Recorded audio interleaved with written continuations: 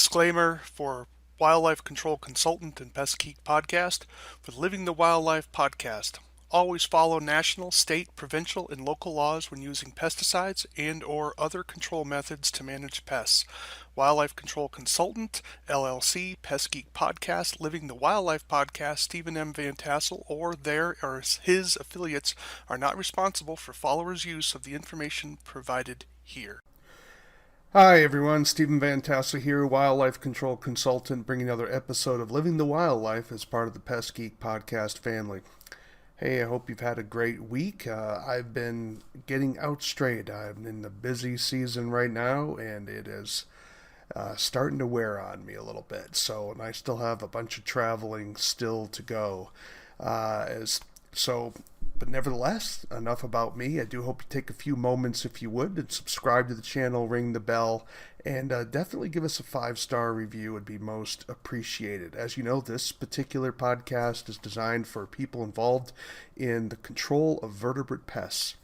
That is, pests with a spine, not insects or weeds. So hopefully, if you're interested in those types of topics, this will be a show for you.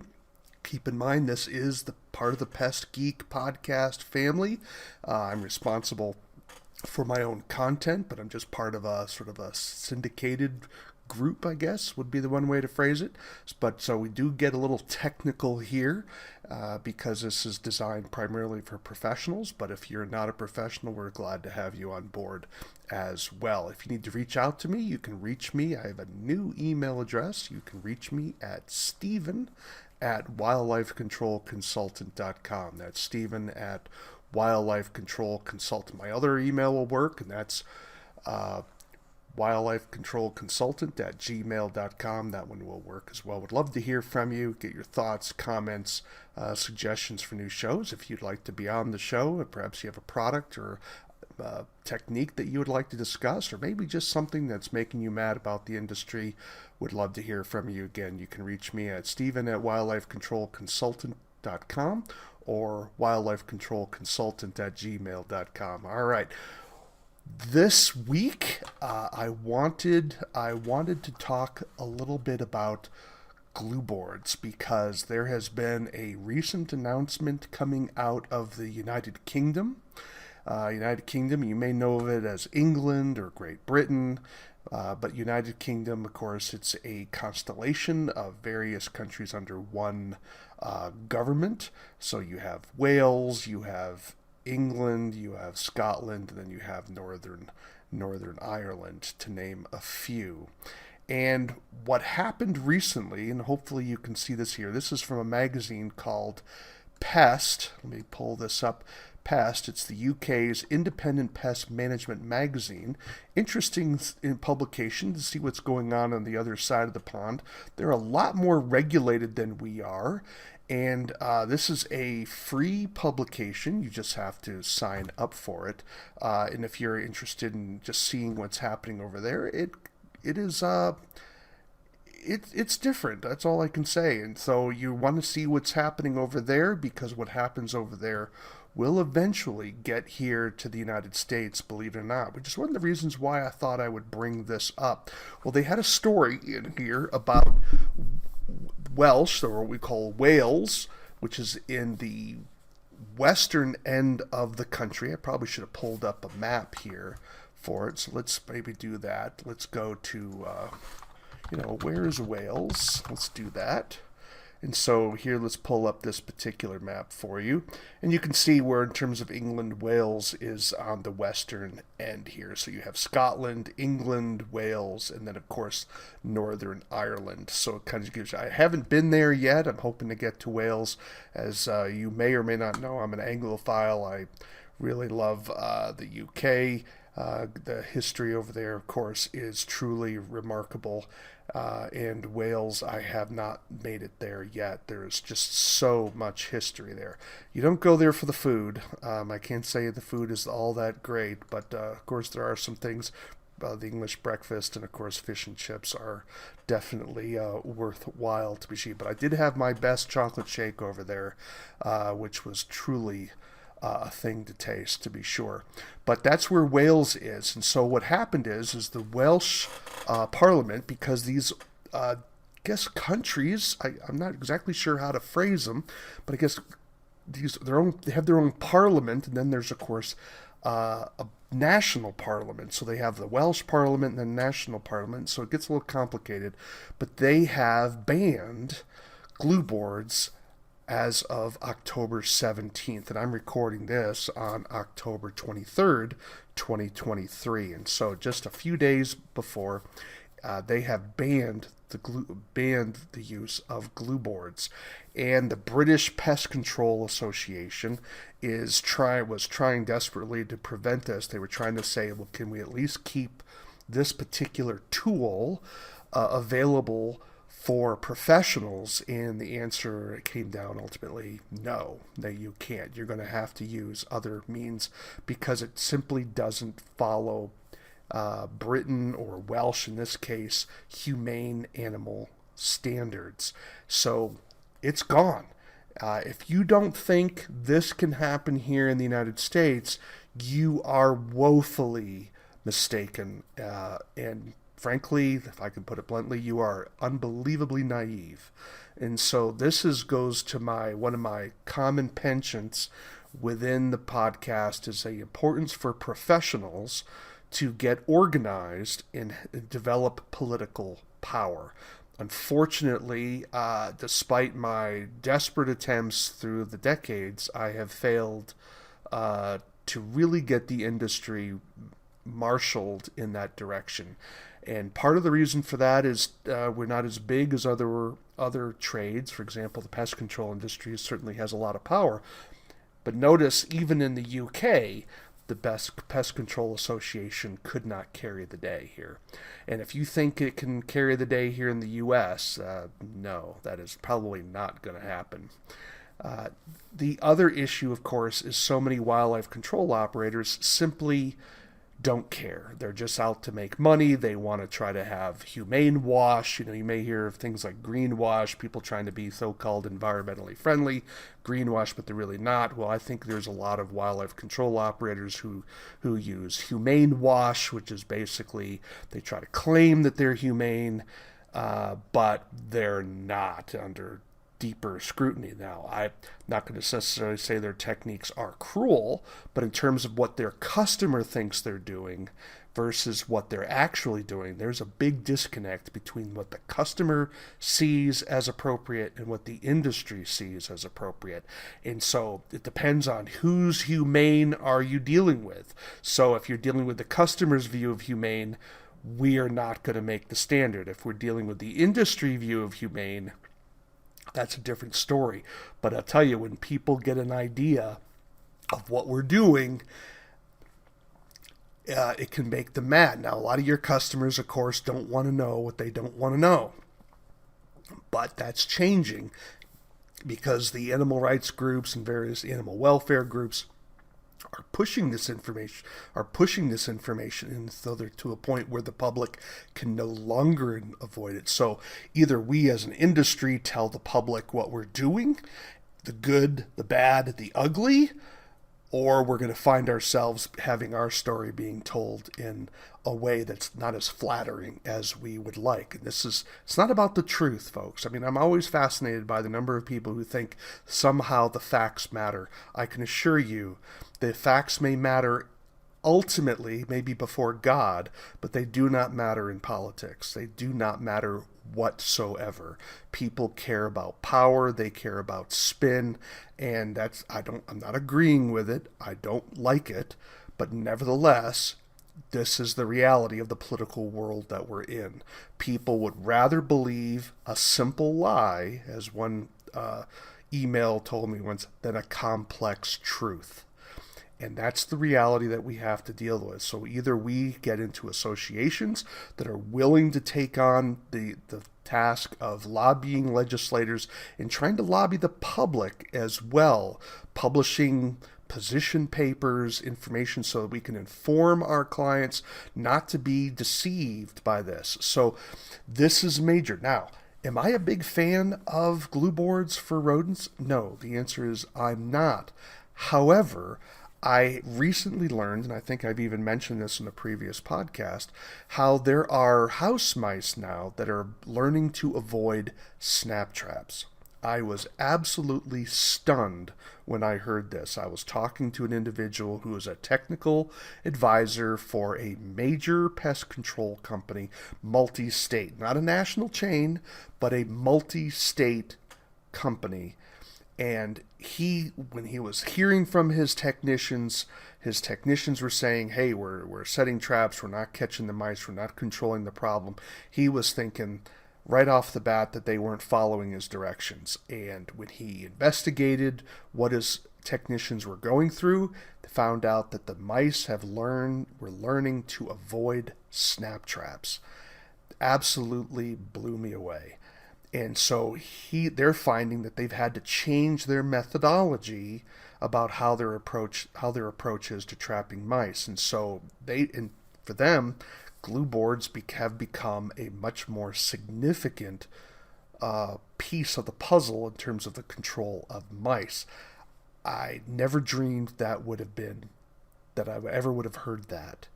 So again, am I a big fan of glue boards? The answer is no, but neither am I a big fan of having people suffer from rodents inside their buildings, and I certainly don't want rodents inside areas where people are preparing food, and because of the health risks for that, I don't want to see mouse hairs in my food, I don't want to see feces in my food, and I certainly don't want to share my table with mice where they're damaging our food supply. And if glue boards are an important role in managing that pest problem, then I'm going to be fighting for glue boards, as well as perhaps other techniques that will resolve the problem, whether it be rodenticides, whether it be traps, whether it be glue boards, whatever the case may be. I want an all of the above. It's not about something is bad. There are preferences, but for the time being, I certainly don't want to lose glue boards for the control of mice. And so I'm going to just basically make this a clarion call for those of you out in the industry.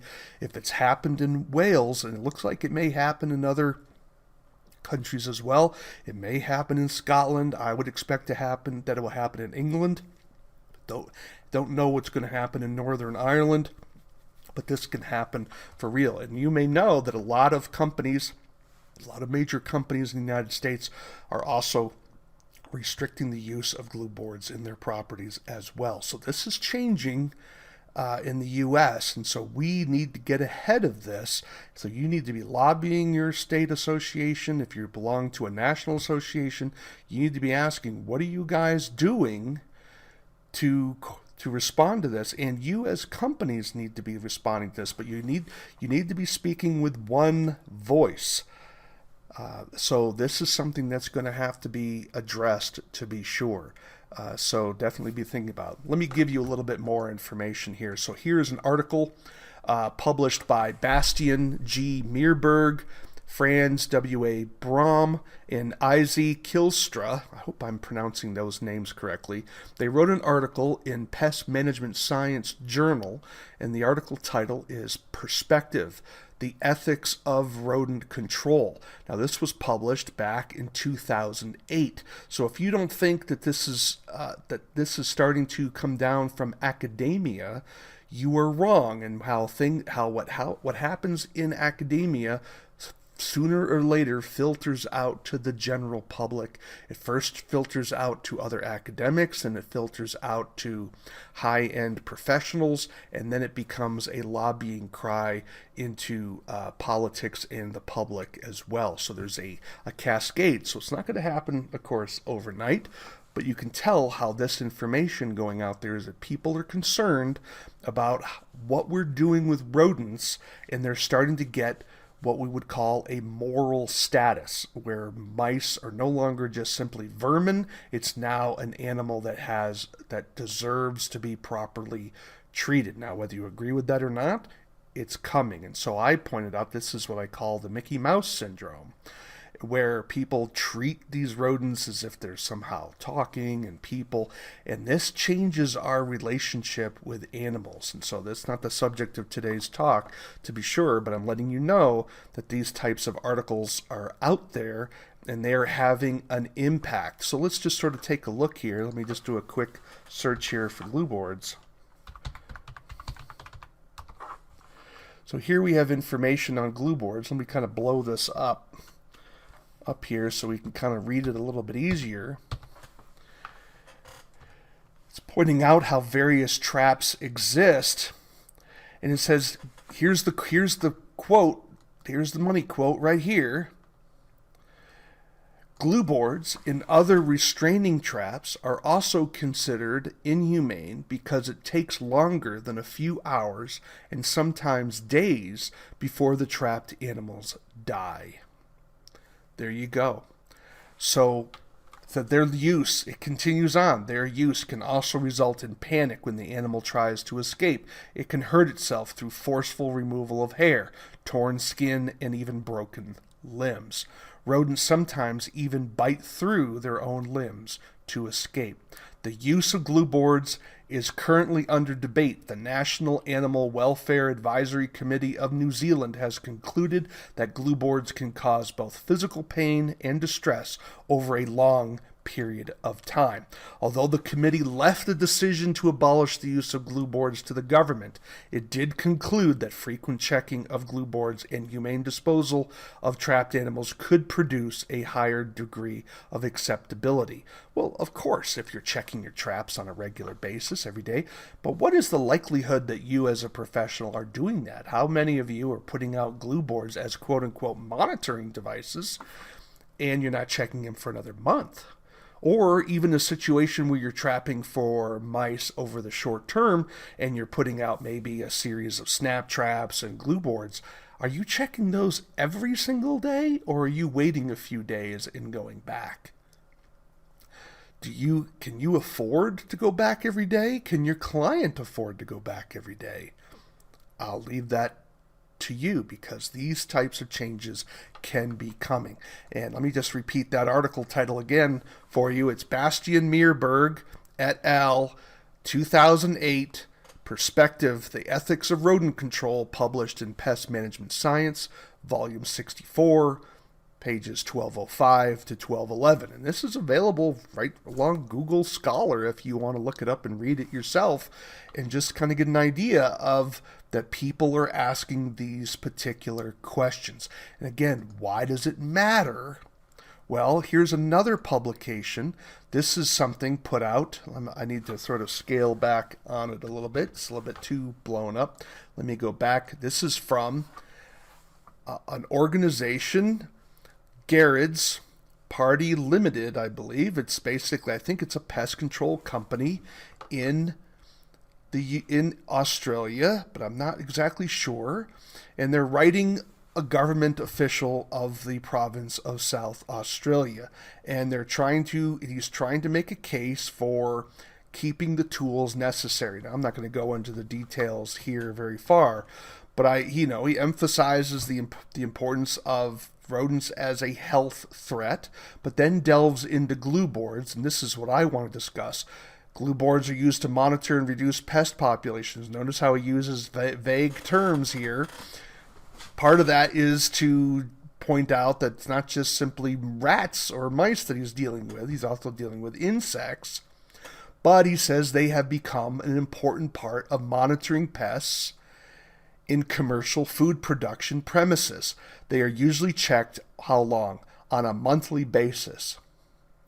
Both the pest manager and production management hope to never find signs of activity on the boards because it means the pests have penetrated other measures in place and indicates that further work is required. And here you get down to the money area. Glue boards can be an important part of a control program when there are large numbers of rodents that need to be reduced quickly. In these cases, all available methods would be used. Or there are one or a few rodents that are proving difficult to control, or they're being used in sensitive areas such as food production, or they're being used where other methods are not suitable, either because the bulkiness of other traps. A glue board can be hidden in areas where a snap trap cannot fit.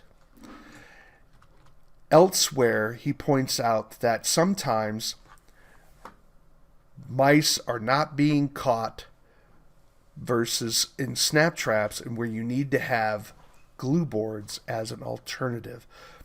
He points out that snap traps catch more animals than glue boards. However, he says some rodents will avoid various types of traps, so it's important to have a variety available.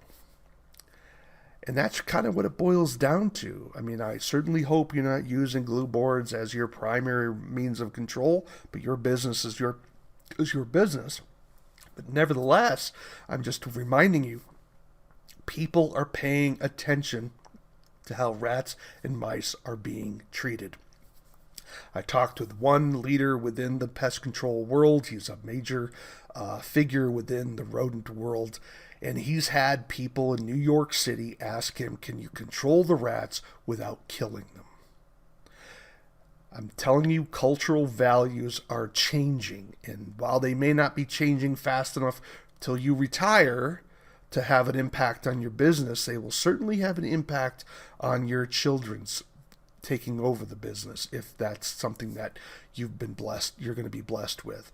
And I'm telling you, we need to be thinking about getting organized and writing position papers and thinking about best practices for our glue boards, just like we're doing it with snap traps, where snap traps are being designed now to even be more humane than they have been in the past. Things are changing, and we need to recognize that it's coming. Sorry for the bad news, folks, but I'm just simply pointing out that as the UK goes, and we're already seeing this with Wales has banned the use of glue boards, I'm telling you, these attitudes and values are going to move across the pond, as we call it. They're coming to the US, and either we get ahead of it, or we're going to be fighting a back action, and which is a lot harder to do. My suspicion is that the industry will do nothing.